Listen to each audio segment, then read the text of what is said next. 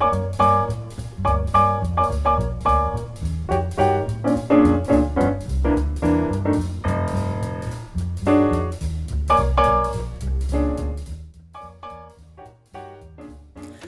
April 29, 1899, in Washington, D.C., Duke Ellington was born as Edward Kennedy Ellington. His parents were talented middle-class musicians named James Edward Ellington and Daisy Edward Kennedy Ellington. When Duke was 7 years old, he began to study piano and soon earned the nickname Duke because of his gentleman ways. At age 15, Ellington wrote his first composition, called Soda Fountain Rag, named after his job as a soda jerk serving soda in a drugstore. Ellington began performing professionally at the age of 17 after he turned down a scholarship to the Pratt Institute in Brooklyn to follow his passion for performing ragtime. At the age of 19, Ellington married his high school sweetheart, Edna Thompson, in 1918. They had one son, born a year later, Mercer Kennedy Ellington. He and his wife eventually separated because Edna was homesick for Washington, as she lived in NYC. Ellington would eventually start a relationship with Evie Ellis, a Cotton Club employee, and Fernanda de Castro Mont. Ellington's son played the trumpet and piano, and when his father died, he took full control over the band. Ellington died in 1974 at the age of 75 of lung cancer and pneumonia. His last words were, "Music is how I live, why I live, and how I will be remembered." Ellington's regular ensemble consisted of Cootie Williams on the trumpet, Rex Stewart and Johnny Hodges on the alto sax. Jimmy Blanton, Harry Corney were also in the band for 47 years. In the 1960s, he performed with big names such as John Coltrane, Max Roach, Charles Mingus, and Coleman Hawkins. But Billy Strayhorn was Duke's most famous collaborator. Billy Strayhorn is our encore.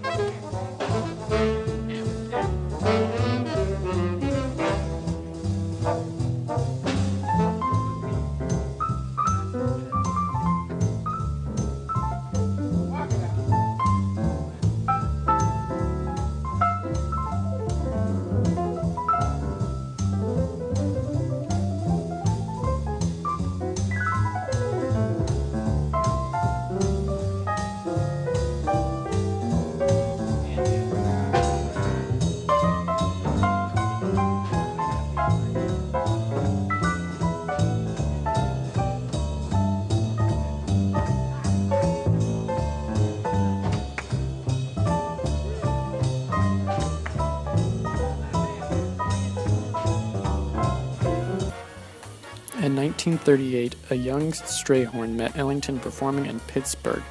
He then had an impromptu backstage audition and Ellington hired him on spot. In the next few months, he would be writing arrangements for Ellington. Strayhorn then wrote songs for the next 29 years. With him in the orchestra, Duke was able to do more than just write. Ellington had Strayhorn work as a composer and collaborator. He was also Ellington's guarantor, assuring that the orchestra's music was top-notch. Strayhorn launched an impressively productive recording period, which is regarded as the most significant and creative phase of Ellington's career. Strayhorn's work showed that he kept pushing Ellington and himself in new directions. Ellington on stage would joke that Strayhorn does a lot of work, but I get to take the bows. Strayhorn wrote Take the A Train, Passion Flower, and Lush Life. He had achieved a lot for Ellington.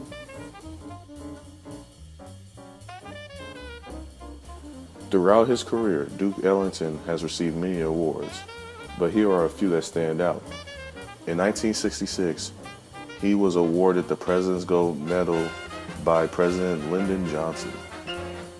In 1969, Ellington was awarded the Medal of Freedom by President Richard M. Nixon. He has also won 13 Grammys, the Pulitzer Prize, and received a PhD from Berkeley. The President of the United States of America awards this Presidential Medal of Freedom to Edward Kennedy Ellington in the royalty of American music. No man swings more or stands higher than the Duke.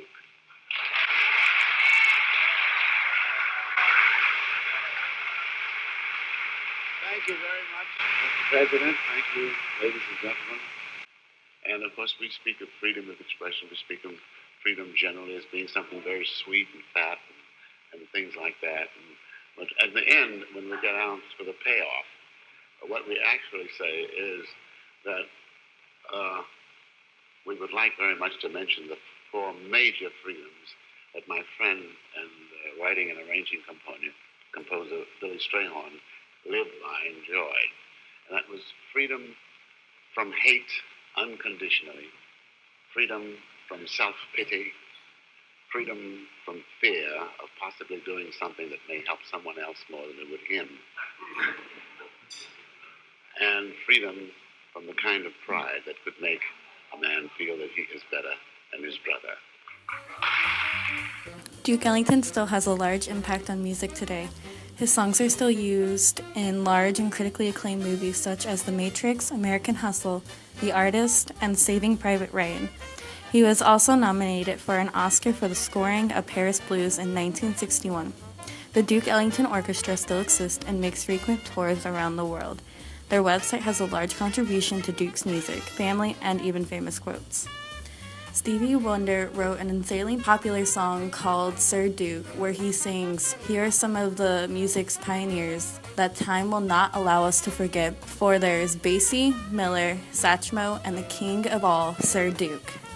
Miles Davis even wrote a compilation album with the song He Loved Him Madly, dedicated to Duke, who used to tell his audiences, "I love you madly."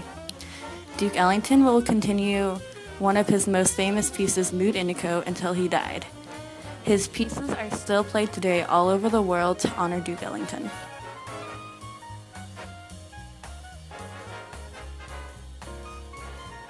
Over his career, Duke Ellington created many masterworks, including Concerto for Cootie, written for trumpeter Cootie Williams, who was a long-term member of Ellington's ensemble, otherwise known as an Ellingtonian. Cottontail, written in respect to the Cotton Club, where Duke Ellington's orchestra was the house band from December 4th, 1927 to June 30th, 1931. Coco, written for Jimmy Blanton upon his departure due to tuberculosis. And another one of Duke Ellington's most popular pieces was Mood Indigo, written by his longtime friend and colleague Billy Strayhorn, and which he continued to play until his death.